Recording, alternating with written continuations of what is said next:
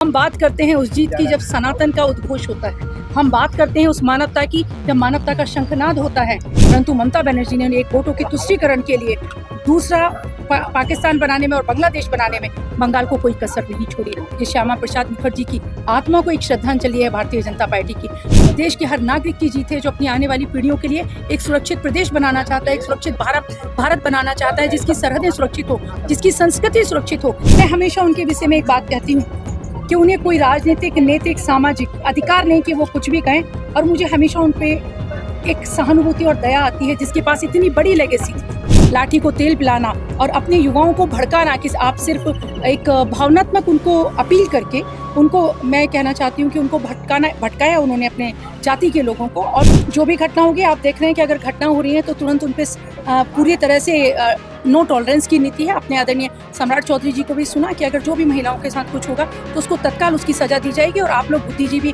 पत्रकार लोग हैं, मैं चाहती हूँ इसमें आप सब भी एक सरकार के साथ मिलकर एक सकारात्मक भूमिका निभाइए। जी अपने माननीय गृह मंत्री जी आ रहे हैं बिहार, और जब बंगाल का रास्ता बिहार हो कही जाती है, बिहार मंत्रिमंडल के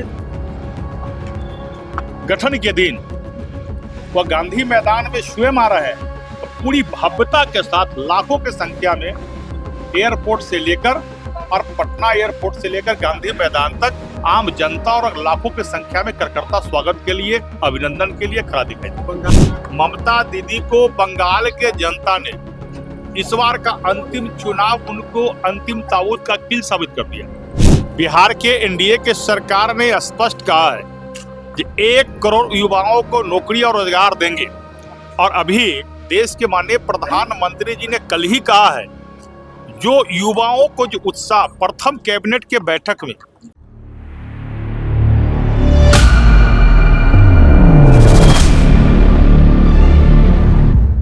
नमस्कार, वॉच न्यूज़ देख रहे हैं आप। मैं हूं आपके साथ श्रुति राज। देखिए, अभी हम मौजूद हैं बीजेपी कार्यालय में। आपको बता दें कि 7 तारीख को गांधी मैदान में मंत्रिमंडल का विस्तार किया जाएगा। इसमें नरेंद्र मोदी, अमित शाह और जेपी नड्डा समेत कई बड़े नेता शामिल होंगे।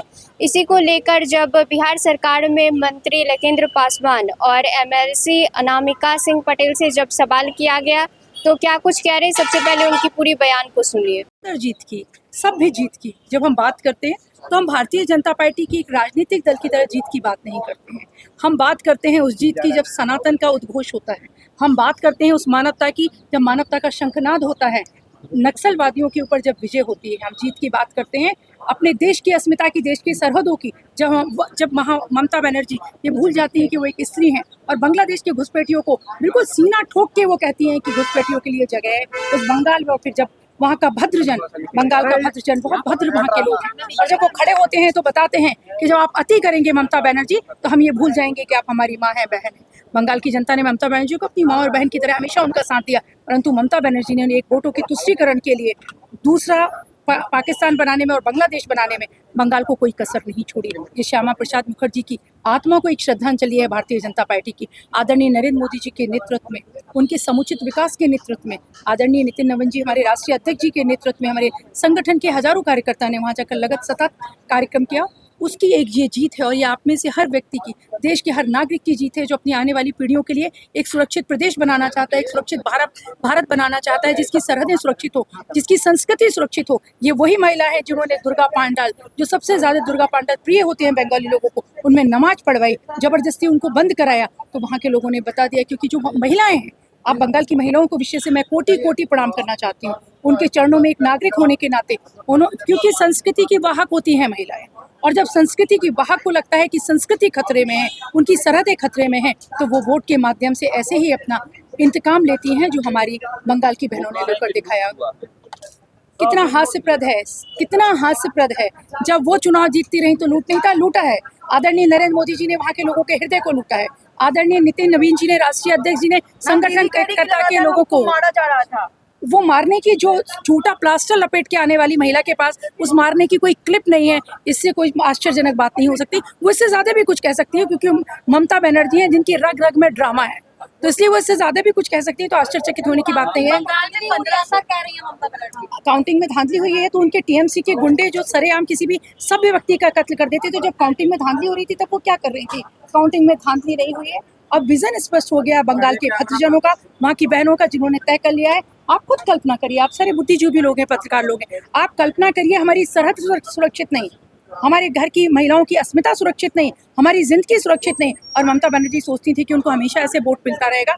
तो ये संभव नहीं, क्योंकि ये भारत की भूमि है जहाँ वसुधैव कुटुंबकम के साथ हम जीते हैं, अपनी सनातन परंपरा के साथ। पर जब इस पर वज्रपात किया जाता है तो फिर सुदर्शन चक्र चलता है अंतिम 99 गलतियों के साथ, और वही ममता बनर्जी किसी के साथ हुआ। क्या कहेंगे, जहाँ जा रहे हैं वहाँ सुपड़ा साफ करवा दें? मैं हमेशा उनके विषय में एक बात कहती हूँ कि उन्हें कोई राजनीतिक, नैतिक, सामाजिक अधिकार नहीं कि वो कुछ भी कहें, और मुझे हमेशा उन पे एक सहानुभूति और दया आती है, जिसके पास इतनी बड़ी लेगेसी थी, जिनके पिता ने ये कैन किसी भी तरह से ये कैन करके एक बड़ी सा वोट बैंक को अपनी तरफ कर लिया था, और वो वोट बैंक भी वो संभाल कर नहीं रख पाए, क्योंकि उन्होंने समझा ही नहीं कि वो अब नई पीढ़ी में आ गए हैं। लाठी को तेल पिलाना और अपने युवाओं को भड़काना, कि आप सिर्फ एक भावनात्मक उनको अपील करके उनको, मैं कहना चाहती हूँ कि उनको भटकाया उन्होंने अपने जाति के लोगों को। और वो सबसे ज़्यादा अपराधी अगर उनकी जाति का कोई है तो तेजस्वी यादव खुद हैं, जो खुद सेटल हैं, उनका पूरा परिवार सेटल है, उनकी पत्नी के मायके के लोग भी सेटल हैं, परंतु उनकी जाति के युवा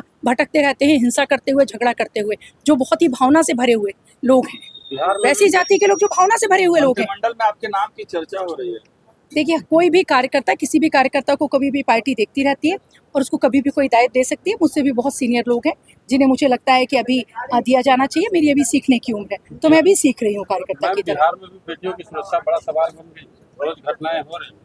जो भी घटना होगी, आप देख रहे हैं कि अगर घटना हो रही है तो तुरंत उन पर पूरी तरह से नो टॉलरेंस की नीति है। अपने आदरणीय सम्राट चौधरी जी को भी सुना कि अगर जो भी महिलाओं के साथ कुछ होगा तो उसको तत्काल उसकी सजा दी जाएगी। और आप लोग बुद्धिजीवी पत्रकार लोग हैं, मैं चाहती हूँ इसमें आप सब भी एक सरकार के साथ मिलकर एक सकारात्मक भूमिका निभाइए। और अगर आपको लगता है कि जो भी दोषी है तो एक सनसनी की जगह बहुत गंभीरता से, बहुत संवेदनशीलता से जो भी अपराधी है उसके विषय में आप सरकार को सूचना मुहैया कराइए। मैं भी आपके समक्ष खड़ी हुई हूँ।